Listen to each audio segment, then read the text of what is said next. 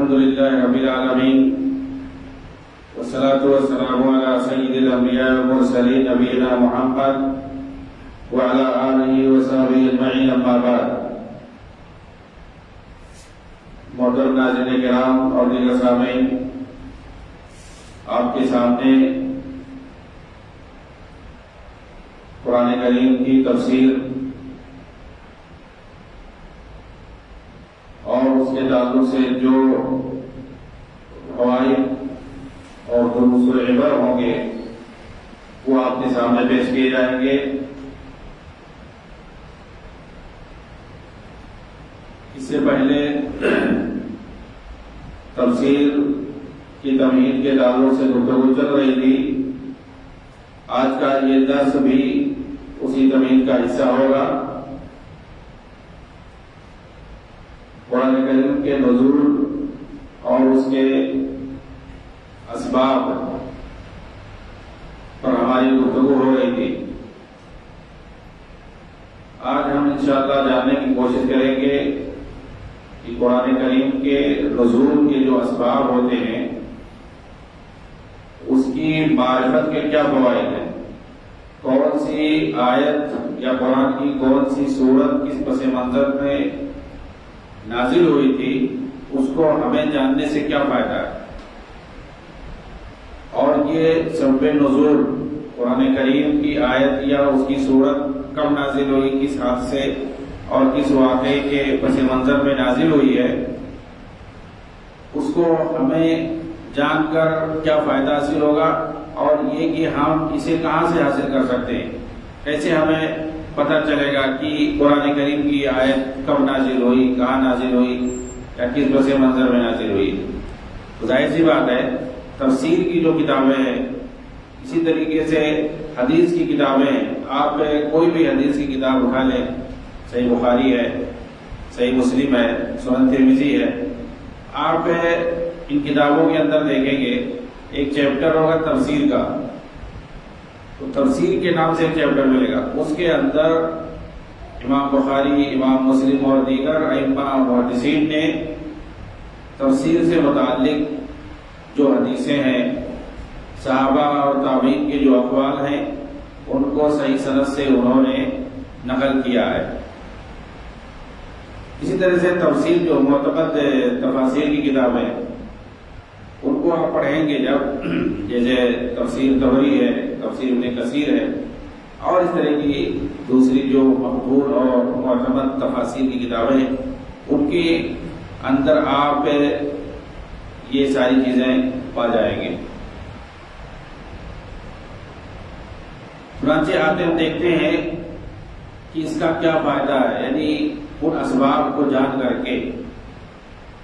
تو ایک تو سب سے بڑا فائدہ اس کا یہ ہے کہ ہمیں وہ واقعہ معلوم جب ہوتا ہے تو یہ یقین ہوتا ہے کہ واقعی اللہ کا یہ کلام جو ہے یہ اللہ رب العالمین کی طرف سے نازل ہوا. کبھی ایسا ہوتا تھا کہ نبی اکرم صلی اللہ علیہ وسلم سے کسی چیز کے بارے میں سوال کیا جاتا، صحابہ میں سے کوئی آپ صلی اللہ علیہ وسلم سے سوال کر رہا ہے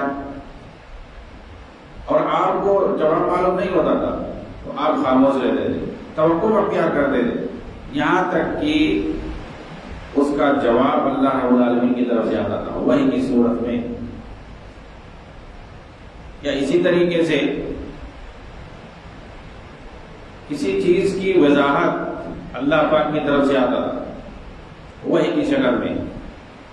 چنانچہ اب دیکھیں قرآن کریم کی آیت سورہ اسراء کے اندر 85 نمبر آیت، وَيَسْأَلُونَكَ عَنِ الرُّوحِ قُلِ الرُّوحُ مِنْ أَمْرِ رَبِّي وَمَا أُوتِيتُم مِّنَ الْعِلْمِ إِلَّا قَلِيلًا. صحیح بخاری کے اندر عبداللہ ابن مسعود رضی اللہ تعالیٰ عنہ کی حدیث ہے، کہتے ہیں کہ ایک یہودی نبی اکرم صلی اللہ علیہ وسلم کے پاس آیا اور اس نے کہا، اے ابو القاسم. یہودی عام طور سے آپ صلی اللہ علیہ وسلم کو ابو القاسم کہتے تھے، آپ کی کنیت تھی، اور صحابہ آپ کو جو خطاب کرتے تھے تو رسالت اور نبوت کے ذریعے سے، یعنی اے اللہ کے رسول، اے اللہ کے نبی، ایسا کہتے تھے. تو یہودی نے آ کر کے اللہ کے نبی سے سوال کیا تھا، سوال اس کا کیا تھا؟ روح کے بارے میں آپ کیا جانتے ہیں؟ روح کیا چیز ہے؟ تو آپ خاموش رہے. روح کی حقیقت کیا ہے؟ روح کے بارے میں آپ کو کیا معلوم ہے؟ آپ نے اسے کوئی جواب نہیں دیا. تو عبداللہ ابن مسعود کہتے ہیں جب آپ خاموش رہے، آپ نے کوئی جواب نہیں دیا، فعلمت انہ یوحی الی، کہتے ہیں مجھے یقین ہو گیا کہ آپ جو ہے وہی کا انتظار کر رہے ہیں، اس کا جواب اللہ رب العالمین کی طرف سے انتظار کر رہے ہیں. کہتے ہیں فقمت مقامی، میں وہیں پر ٹھہرا رہا یہاں تک کہ وہی نازل ہو گئی. اور آیت کی نازل ہوئی سورہ اسراء کی آیت نمبر 85، وَيَسْأَلُونَكَ عَنِ الرُّوحِ، یہ لوگ آپ سے روح کے حقیقت کے بارے میں سوال کرتے ہیں. قُلِ الرُّوحُ مِنْ أَمْرِ رَبِّي، تو آپ کہہ دیں کہ اس کا معاملہ اللہ کے حوالے، یعنی کوئی انسان نہیں جانتا اس کے بارے میں. جسے حدیث جبریل مشہور ہے، جبریل علیہ السلام آپ کے پاس کبھی کبھی انسانی شکل میں بھی آتے تھے اور آپ سے دین کے تعلق سے مسائل پوچھتے تھے. اس کا فائدہ یہ ہوتا تھا کہ بہت سارے دین کے مسائل جن کا جاننا ضروری ہوتا تھا اور اللہ کی طرف سے ہوتا تھا. صحابہ کرام اس تعلق سے سوال نہیں کرتے تھے، تو آپ سوال کرتے تھے اور نبی صلی اللہ علیہ وسلم اس کا جواب دیتے تھے.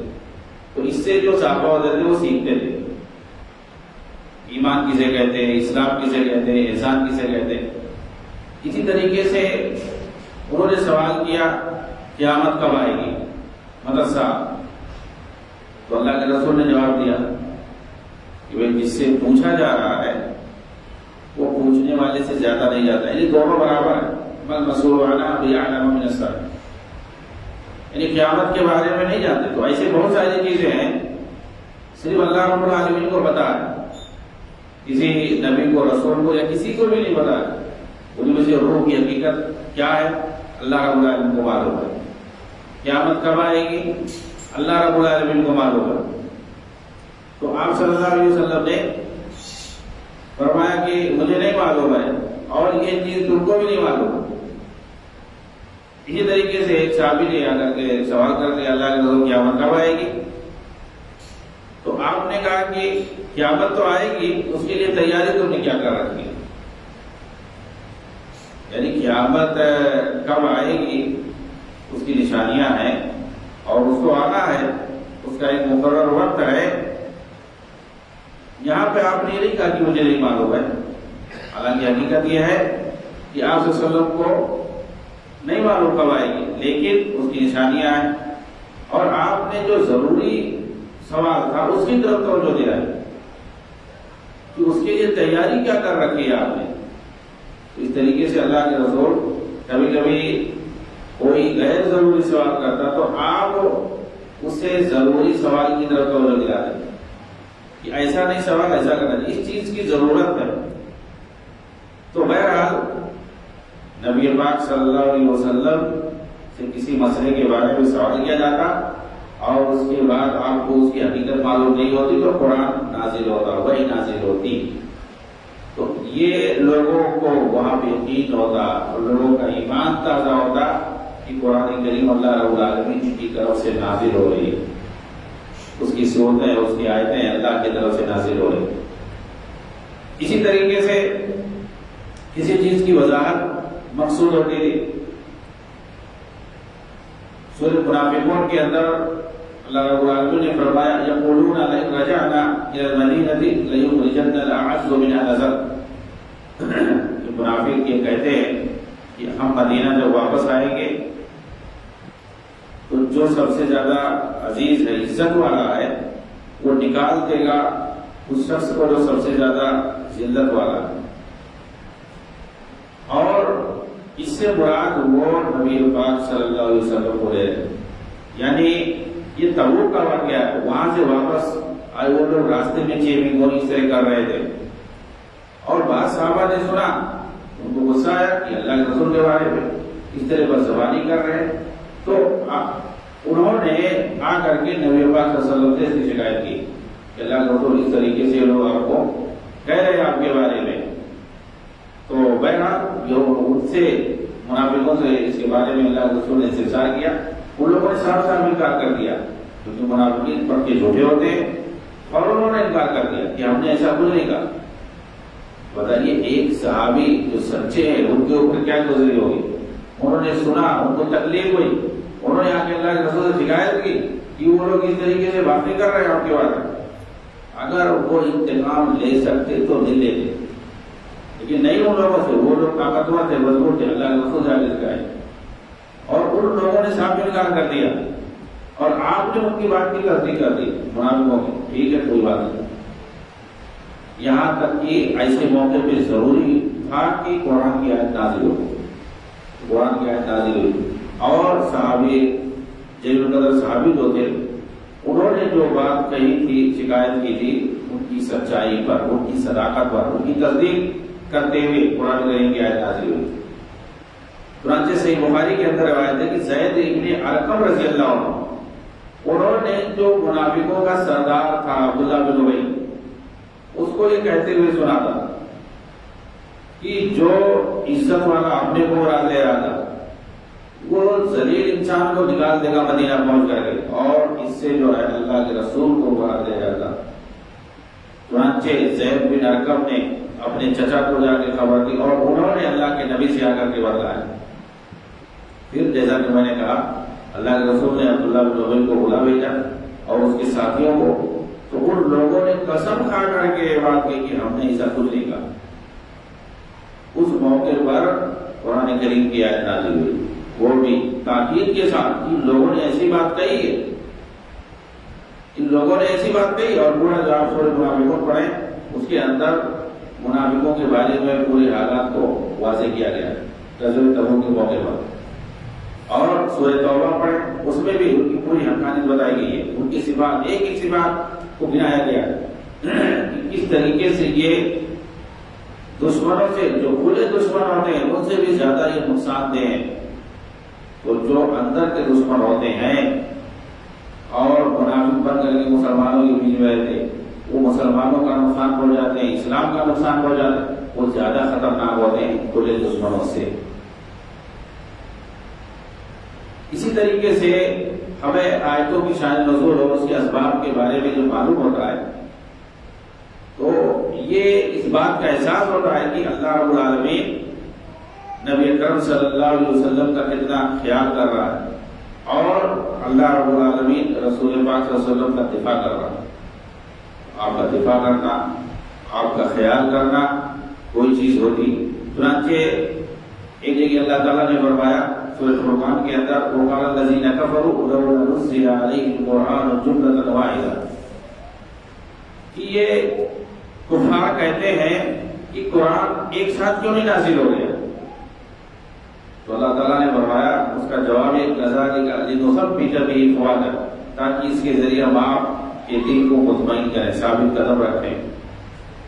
یعنی جب بھی واقعہ کوئی پیش آئے گا، کوئی مسئلہ ہوگا، اللہ کی طرف سے آیات اترتی رہے گی، آپ کو اس کا جواب ملے گا، آپ کو اطمینان ہو جائے گا، اور آپ ثابت قدم رہیں گے۔ تو یہاں پر یہ چیز معلوم ہونی چاہیے کہ قرآن پاک آپ دیکھیں 23 سال میں، 13 سال مکہ اور 10 سال مدینہ، یہی سال میں وقفے وقفے سے ضرورت اور اسباب کے ساتھ نازل ہوا ہے۔ اسی طریقے سے قرآن پاک کے بارے میں آتا ہے کہ رمضان میں نازل ہوا، اور وہ بھی لیلۃ القدر میں نازل ہوا۔ تو کیا مطلب لیلۃ القدر میں نازل ہوا؟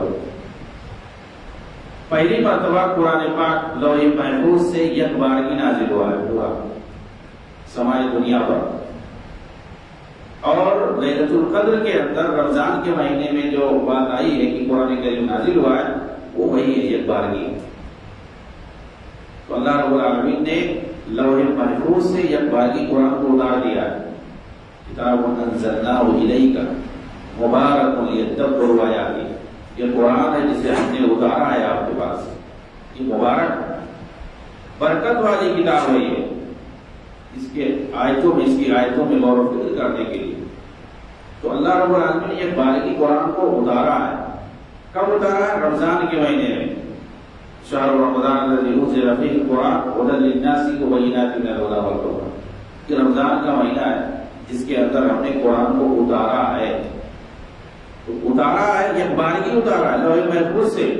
اب رمضان کے مہینے میں کب اتارا ہے وہ بھی اس کی تحدید ہے شب قدر میں، قدر والی رات میں، ایک ہی رات ہے، اسی رات میں نازل ہوا ہے قرآن ایک بارگی، جیسا کہ سورہ قدر کے اندر انا انزلناہ فی لیلۃ القدر، یہ قرآن کو ہم نے قدر والی رات میں اتارا ہے۔ اور اسی طرح سے دوسری سورت کے اندر ہے انا انزلناہ فی لیلۃ مبارکہ، ایک مبارک رات میں ہم نے اس کو اتارا ہے، وہی قدر والی رات، تو اس کو ایک جگہ مبارک رات کہا گیا ہے، برکت والی رات، اور ایک جگہ قدر والی رات جس کو ہم شب قدر کہتے ہیں۔ تو یہ اسی لیے رمضان کا مہینہ جو بابرکت ہے، فضیلت والا ہے، قرآن کے نازل ہونے کی وجہ سے، یہ بارگی قرآن رمضان کے مہینے میں قدر والی رات میں نازل ہوا۔ کچھ لوگ لیلۃ المبارکہ سے 15 شعبان والی رات کو مراد لیتے تو غلط ہے۔ تو لیلہ مبارکہ جس میں قرآن نازل ہوا، برکت والی رات یا قدر والی رات، رمضان کا مہینہ، یہ 3 آیتیں ہیں قرآن کے اندر، تینوں سے مراد وہی ایک ہی چیز ہے کہ اللہ تعالیٰ نے قرآن کو رمضان کے مہینے میں قدر والی اور برکت والی رات میں نازل کیا ہے، یک بارگی لوح محفوظ سے۔ اس کے بعد وقفہ وقفہ سے ضرورت کے تحت 23 سال میں قرآن کریم اترا ہے۔ اس کے لیے آپ دیکھیں گے قرآن کے اندر فرق ہے، انزلہ ایک بارگی نازل ہونے کے لیے استعمال ہے، اور تنزیل نزلہ، تنزیل کا صیغہ جو استعمال ہوا ہے وہ وقفے وقفے سے ضرورت کے تحت۔ اب یہی دیکھیے کہ کفار کہتے ہیں کہ قرآن کو ایک بارگی کیوں نہیں نازل کیا، تو اللہ نے کہا کہ کذالک لنثبت بہ فؤادک ورتلناہ ترتیلا، تو ہم نے اس کو وقفے وقفے سے نازل کیا ہے تاکہ آپ کے دل کو سکون حاصل ہو، اطمینان حاصل ہو۔ اسی طریقے سے مسلمانوں پر کوئی پریشانی یا کوئی مصیبت یا کوئی غم فکر لاحق ہوتی تھی، اس موقع پر آیت کریمہ نازل ہوتی تھی ان کو تسلی دینے کے لیے، ایسا بھی ہوتا تھا۔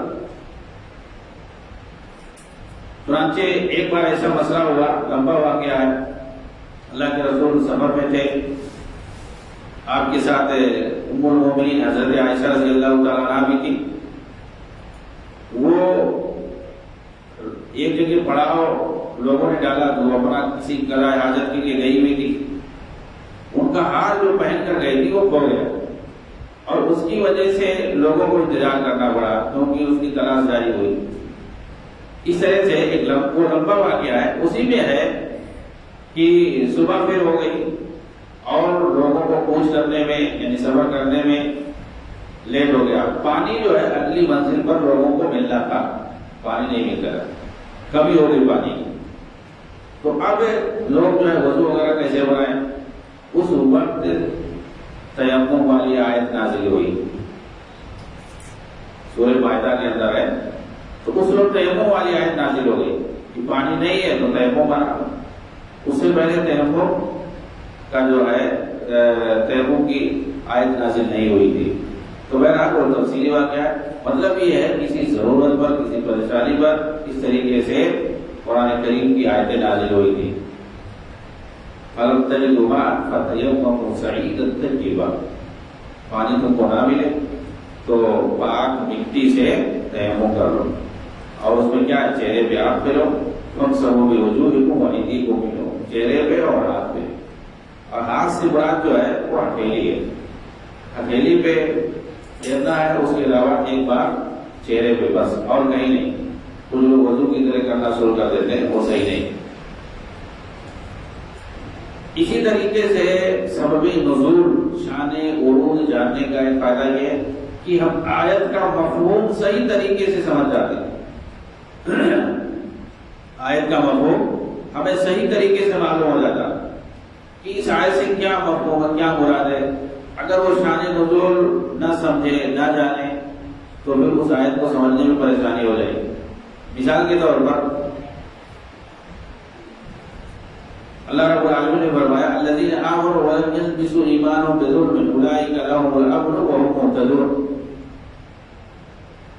جو لوگ ایمان لائے اور ایمان کے ساتھ انہوں نے کچھ ظلم نہیں کیا، وہی لوگ ہدایت والے ہیں، وہی لوگ ہدایت والے، اور انہیں کے لیے امن اور سلامتی ہے۔ اولئک لهم الامن وهم مهتدون۔ یہ آیت کریمہ جب نازل ہوئی تو صحابہ کرام پریشان ہو گئے، تو انہوں نے اللہ کے رسول سے جا کر کے کہا کہ اللہ کے رسول، یہاں پر اللہ تعالیٰ نے اس سے فرمایا کہ ظلم نہ کیا ہو ایمان لانے کے بعد، تبھی اس کو امن لاحق ہوگا اور تبھی وہ ہدایت پر ہوگا، یعنی تبھی اس کو کامیابی ملے گی۔ اور کون ایسا ہے جس نے ظلم نہ کیا؟ ہر انسان جو ہے ظالم ہوتا ہے، کچھ نہ کچھ ظلم سے ہوتا ہی ہے۔ تو اللہ کے رسول نے فرمایا یہاں ظلم سے مراد وہ نہیں جسے تم سمجھ رہے ہو، ظلم یعنی زیادتی، کسی کے خلاف کچھ بھی، کسی کو مار دیا، کسی کو برا بھلا کہہ دیا، کسی کو گالی دے دیا، کسی کا کچھ دے دیا۔ ظلم کی بہت ساری قسمیں ہیں، بہت ساری صورتیں ہیں، بہت ساری شکلیں ہیں۔ صحابہ نے کہا ظلم تو کسی نہ کسی سے ہوتا ہی ہے، ہر ایک سے کچھ نہ کچھ ہوتا ہے، تھوڑا بہت، وہ اسے بچ نہیں سکتا، انسان ظالم پیدا ہی ہوا۔ پھر اللہ کے رسول نے فرمایا کہ یہ ظلم نہیں مراد ہے جسے تم سمجھ رہے ہو، یہاں ظلم سے مراد شرک ہے۔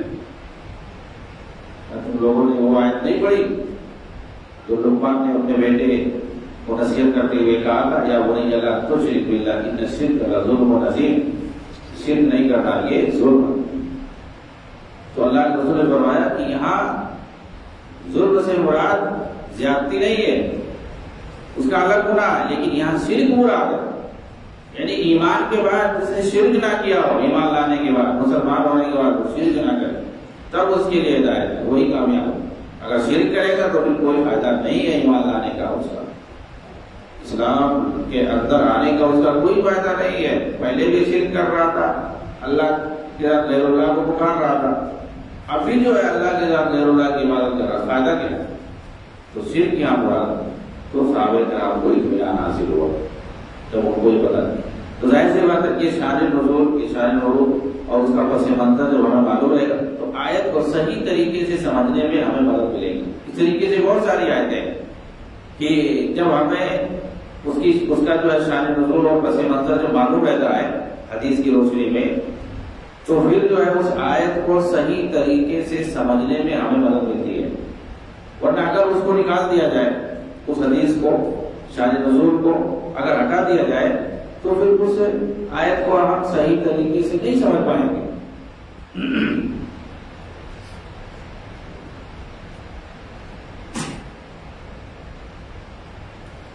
اسی پر میں اتفاق کرتا ہوں، انشاءاللہ آگے کی باتیں پھر جو ہے آئندہ درس میں آئیں گی، تب تک کے لیے انتظار کریں۔